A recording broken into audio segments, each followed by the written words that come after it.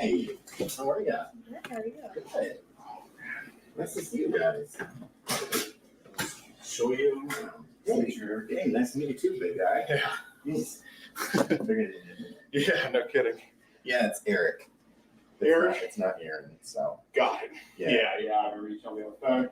Well, that's Hannah. Okay. Hi. And that's Ariel. Okay. Hi. What we just watched is a small clip of one of my favorite roach catchers, and that is PP Southeast Texas by Alex Rosen, aka Fried Pickles. Many of you might have watched these different catchers catch these roaches, but what many of us haven't seen up until now are the parole hearings after the convictions.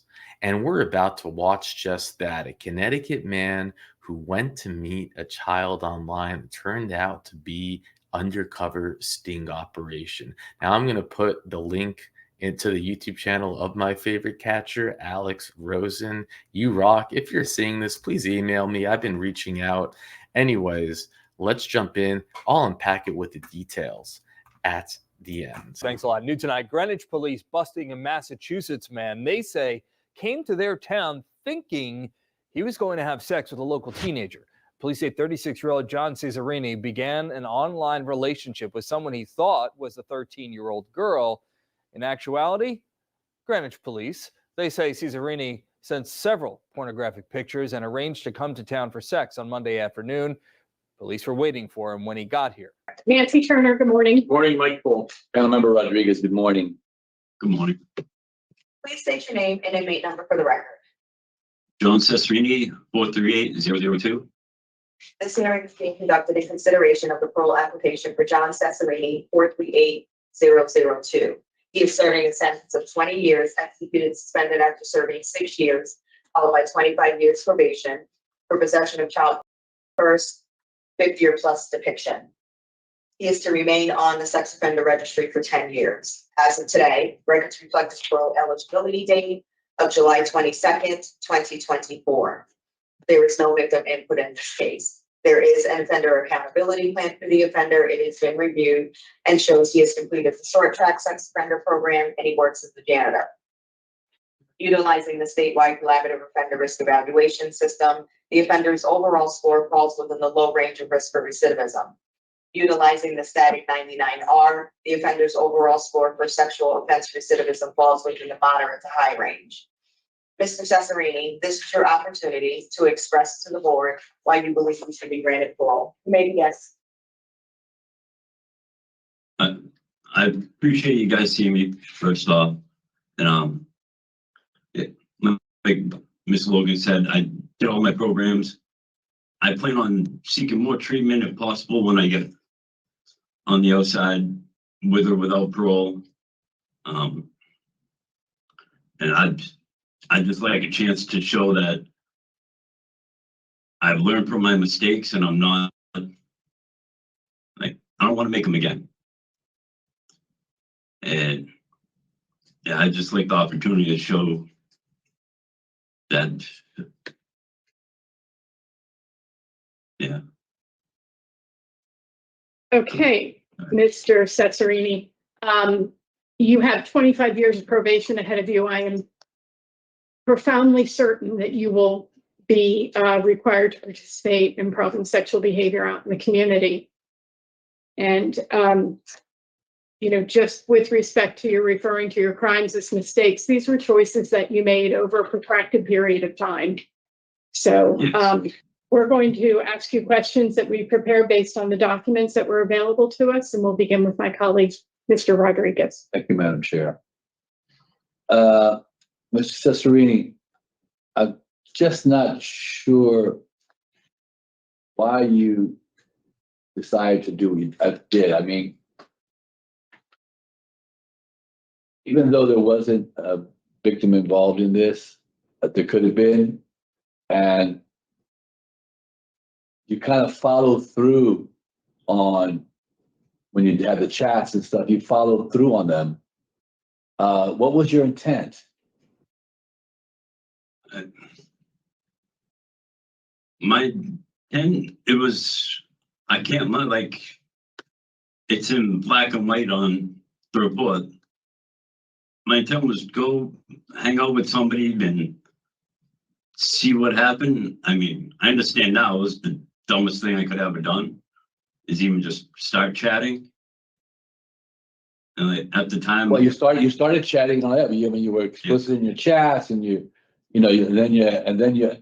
actually you set up a time, and you decide, you knew the age, you kind of, you went through the process and decided to move on it. You made a firm decision to just go, and you were prepared.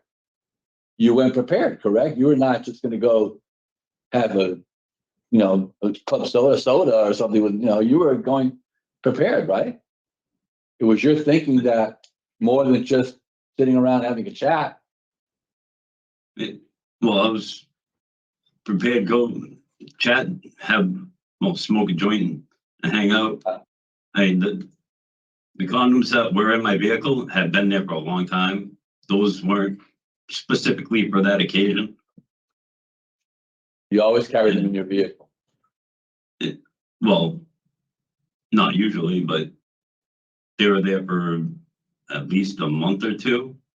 Yeah. So, I'll go to some other area. I'm just, it was a very poor decision on your part. It was a horrible decision. Yeah, all the way around, not just the actual point, but getting online. And probably you should be thankful that it wasn't a 13-year-old girl, that you didn't just go, that you didn't go further. What could have happened? You had some issues. I have you down as a 3 with substance abuse, but the history that you have, kind of concerns me a little bit. And you've been, when you're OP, you have an addiction services piece of it. Have you taken a cheer program yet? Or? No, I took the life skills program, and that's all they have on my OAP. I tried getting into other programs, but I was told I wasn't allowed to. So, well, you did have some drug history, right? Alcohol. I had alcohol, cocaine, mushrooms. yeah, But you just talked about going and smoking a joint, right? Yeah. When this happened, so there is some drug usage involved, and I thought I saw an addiction services. It is on his OAP. On your OAP, From last year. as I remember it, and it would be something that I would absolutely want to see you take. I don't know what impact substance abuse had on some of your decision making, but it's something that I think you probably need to be taken care of.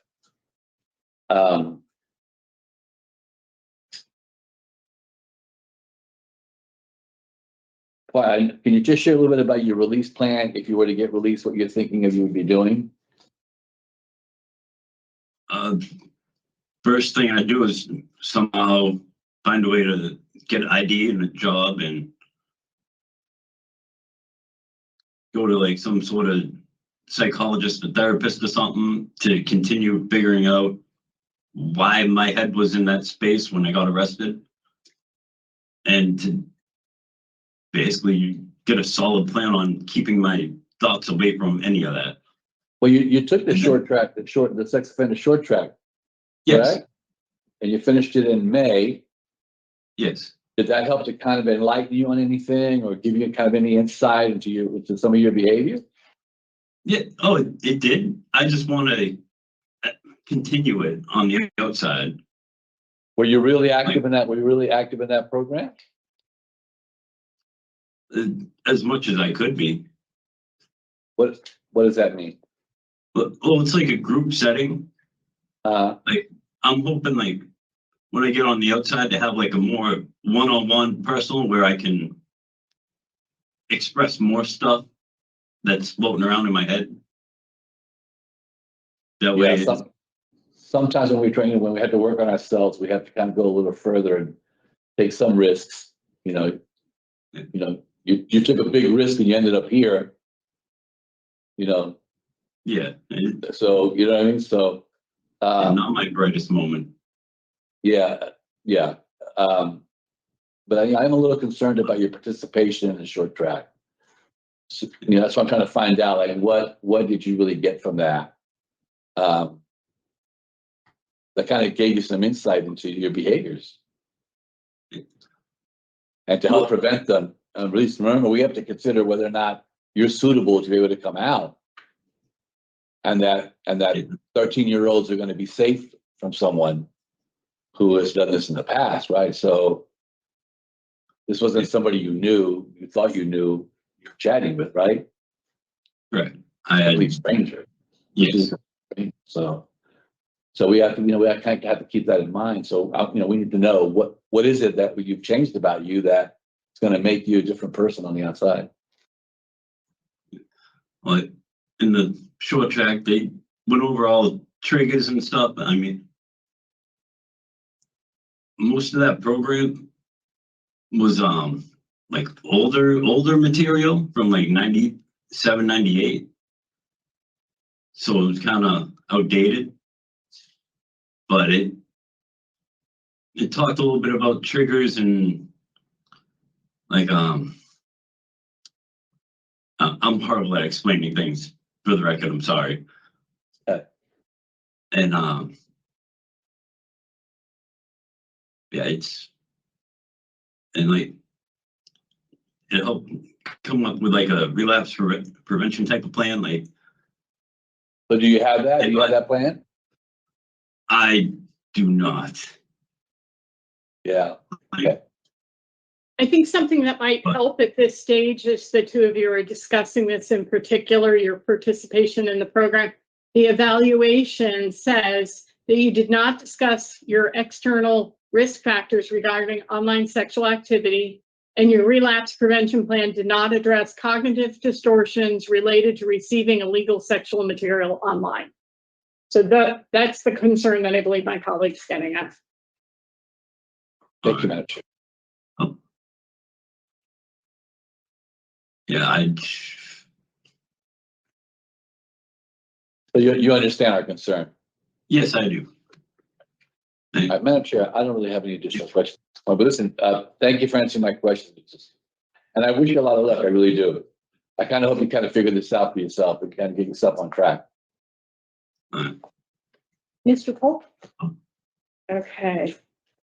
And just for the record, Mr. Cesarini, the documents we have indicate that you did know that the person you were talking to was 13. All right, so we're going to discuss your case. Just give us a few minutes. Okay. Mr. Rodriguez? Well, Madam Chair, I don't think Mr. Cesarini has put enough work to his particular situation at this point. I didn't get a sense in my discussion with him that he's really kind of begin to look at what were those things that really set this thing off and could really begin to work on. So I am not inclined to support his discretion vote today. Are you interested in 3 years to end of sentence? Are you interested in bringing him back? I would be willing to have work, have an opportunity to get into a cheer program and also continue to do this work on himself. I'd be willing to bring him back. I mean, I can appreciate if you felt like the material was dated because back in the 90s, we didn't really have the internet activity that Correct. exists today and the dating apps and so forth. Mr. Pohl, would you be interested in Mr. Cesarini having a rehear? I would be interested in Mr. Cesarini getting parole. This is a illegal possession of child porn case. Places like Rhode Island, it's an automatic in the community into treatment that better suits. I understand what he's saying about the what the short-term program is geared to inside. It's when people come out into the community who have offenses like this, it's more detailed toward what their offenses are. Obviously, there are victims in this case. And that's an important thing to point out. There was a potential victim on the other end of the instant messenger. There was also there are also victims when it comes to creating images. However, Mr. Cesarini rates out low. Moderate high. Overall low, but on the static 99, he's moderate high. He has no criminal history. He has no disciplinary reports. He did complete the programs that he was asked to complete in session. He does have an extensive period of probation to follow his sentence, but I don't see any reason why he would stay incarcerated when the program that could really, in a more detailed way, deal with what he needs to deal with is in the community. This isn't a for me. I do not see why we would keep him where he is just as a punitive piece if he has no history. Okay, well, I'm concerned about his intent, the predatory nature of his engagement in the online communication, his preparation for what he anticipated would go down with the 13-year-old that he was willing to go and meet. I'm concerned that he has not been better able to articulate what he's taken away from the one program that he did complete. He has a drug score of 3. Addiction services is still on his OAP. I think he could benefit from voices as well.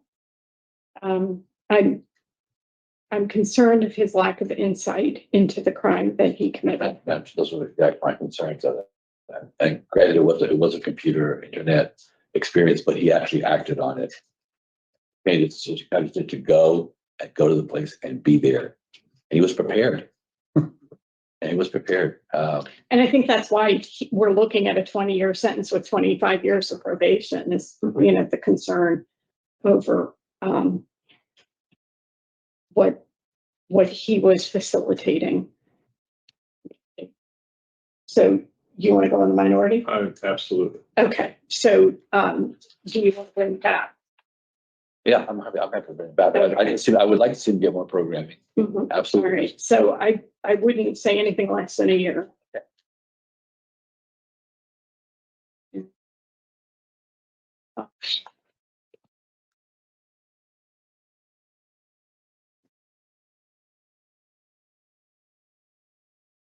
So I have nature and circumstance and inadequate evidence of offender change. That's what I have. Okay. So in the matter of John Cesarini, inmate number 438002, there is a motion to deny parole for the following reasons: the nature and circumstance of your offense and inadequate evidence of offender change. Do I have a second? Second. All in favor? Aye. All opposed?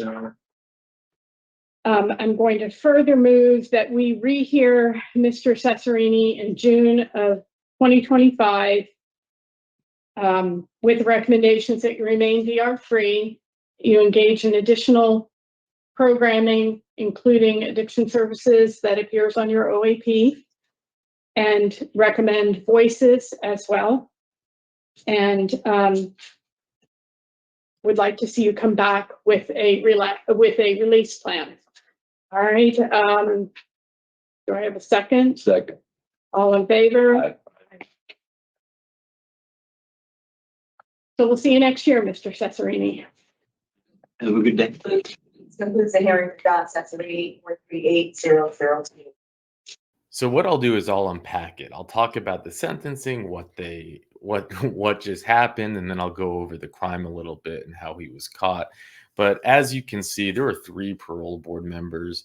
One of them who has a reputation of being just absolutely, as you heard, that was Mr. Pohl, who said, well, he took his programs. Why not let him out? And then you had Turner come in, the woman, and she's like, yeah, but I mean, hello, wake up.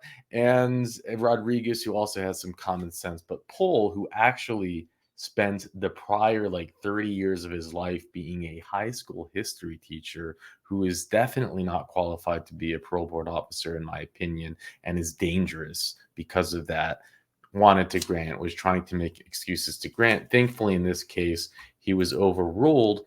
This man now has 1 more year. We'll see him again in a year, which we'll do for you when he comes up to come up for another parole hearing. Now, don't be fooled by the sentencing that they were talked about. This is what many states do. The prosecutors do this to make it seem tougher than it actually is, but it's all a gimmick. He was sentenced to 20 years, but again, that's a gimmick. All of it suspended after 6, and as you can see, he had parole eligibility after just 2. So the prosecutors, the DAs, they come out and they make a press release. They say, we sentenced this man to 20 years. We're here to keep our community safe. But in reality, it's a 6-year sentence, and he has a chance of parole after 2 years, and he probably will get released after serving just 3. So keep that in mind. That's how this stuff works. It's all a gimmick. Now, he was caught in the sting operation in October of 2022. He took a plea deal. He didn't go to trial in 12/6/2022, and he has his first parole hearing July 2nd, and he has his first parole hearing June 28th, 2024. At the time of this recording, it's July 2nd, 2022. So let's give the detectives credit for doing their job. I'm as many of you probably are, got started off with Chris Hansen. I'm still a big Chris Hansen loyalist. I know that there's this or that, but I try to not get into politics. I listen to his podcast. I subscribe to his channel, like watching his additional content. And then you have other, as some will call digital antis or worse, in the Alex Rosens of the world. I'm personally a fan. I think that him and his team does a great job actually catching these monsters around. I think they've caught in 50 states, correct me if I'm wrong, and they have like over 200 convictions, including many that they've convicted more than 2 times. But I hope that you watching these catchers can get more insight into what happens afterwards. Now, this is what happened in this case. The detective is honored for his work, and I think he should be honored. Here's his little honor thing. But of course, and it's probably mixed feelings because it just feels like they could be doing more, but I'm sure that they want to do more, and they're being held back by red tape and different things like that. Now, this man came from Boston. He came from Boston. To go over to Connecticut to do this to a child. Now, the detective who was assigned to the Special Victims Unit was given the department's Award of Merit. He received the commendation for the chief, James Harvey, last week. Rooney worked on a case involving the 36-year-old Massachusetts man who police said was looking to have intercourse with a 13-year-old girl. Police said investigators posed as a 13-year-old and communicated to Matt, and sent explicit text messages, CP, and communicated his desire to travel to perform these acts. A meeting was arranged on October 3rd, 2021. He arrived and agreed upon the location where he was met by police, according to a news release. Police said they found a cell phone on him that was used to communicate with officers, as well as the devil's lettuce and a box of condoms, which today at his parole hearing, he insists, and we see this all the time on all the stings, the Chris Hansen stings. Oh, I just happen to have it on me. I always keep them there. I like how the parole board challenged him on that. Oh yeah, you He just happened to have, oh yeah. And you see, even at his parole hearing, they stick to the same story.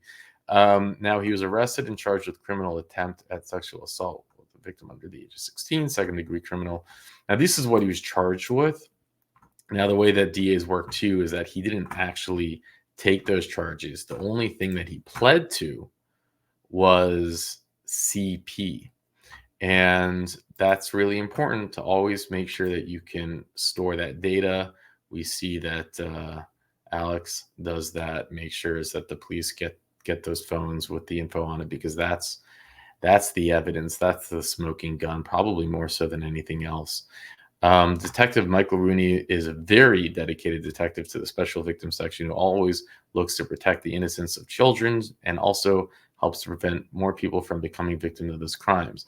And we should have more detectives like Detectives Michael Rooney. And they should be praised as often as possible. I salute you, sir.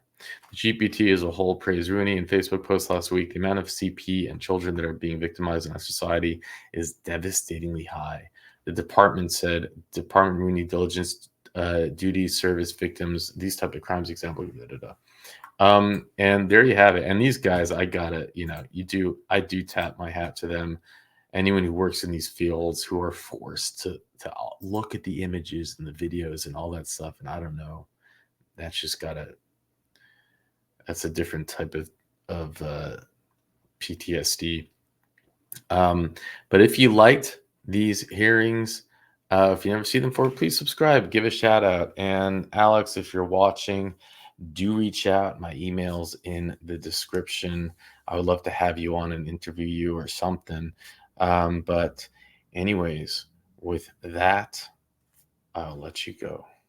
Oh, I forgot. Thank you, Richard, for providing the info on this case. Now I'll let you go. Best would be, can we step out for a cigarette?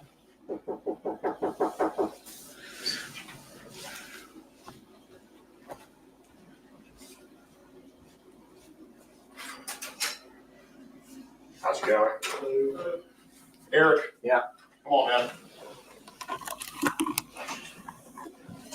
Officers, Eric, there's trouble on that mega app on one of those phones, right? There's an app that contains a couple files. It's not stored on that phone. It was a couple links that someone sent that if you click on it, it goes right to the website, I guess website or something. Talk to them, I'll come. Yep. Eric, what's the mic with me, buddy?